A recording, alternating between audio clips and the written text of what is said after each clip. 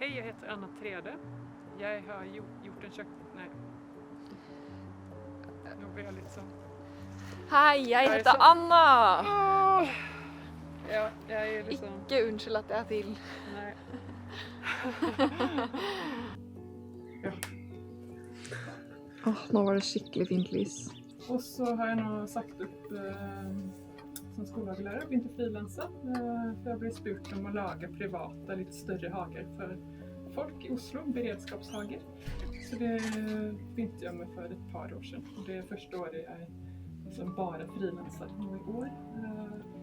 Och det syns jag är kjempegøy, för nu får jag ändå möjlighet att liksom gå in i dyrkingen. Med barn så är det först och främst pedagogiken, och så är det ibland, det blir lite så som så ibland med avling och lurking.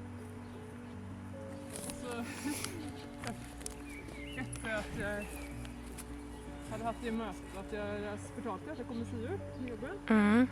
Och så syns det varit kjempegøy liksom hvor mye mat kan vi egentlig produsere hvis vi lager et effektivt system. Har vært det spørsmålet som jeg vært opptatt av de siste årene.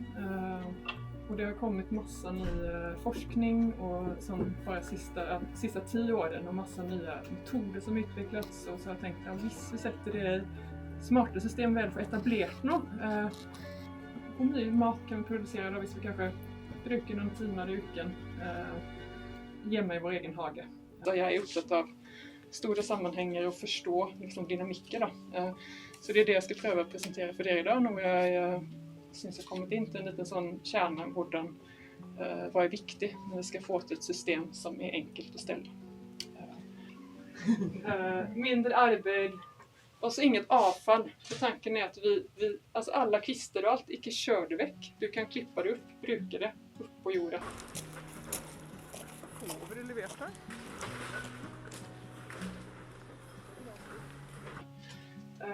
Tänka lite nytt vad som är vackert. Hvis man vet funktionen till ting så blir bar jord inte så vackert. Det ser styggt ut, det ser vondt ut nästan för mig. Kan du gå på andra sidan?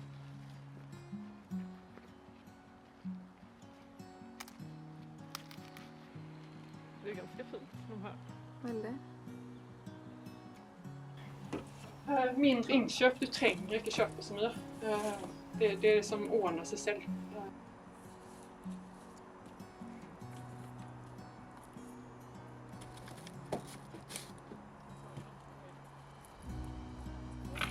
Vad har vi här? Det är plantorna jag gick ut på gata. Det som ska kastas, som ska bli del av locket till komposten i djurfabriken. Och vad har vi inne i bilen? Inne i bilen så har vi massa papp. Jag var på LOG och hämtade en frö. Så fick jag all deras papp som jag ska bruka.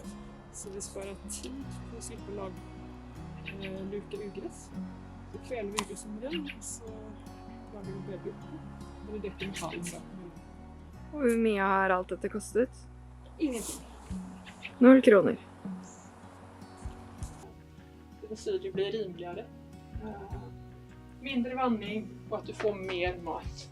Sällan du kanske den ena sommaren inte gör så mycket. Du slänger ut någon frö för att du kanske inte ska orka så mycket. Men det är mat, du har fleråriga plantor så att du får mat. Mindre sjukdom på plantorna och mindre skadedyr. Och alltid något att spisa.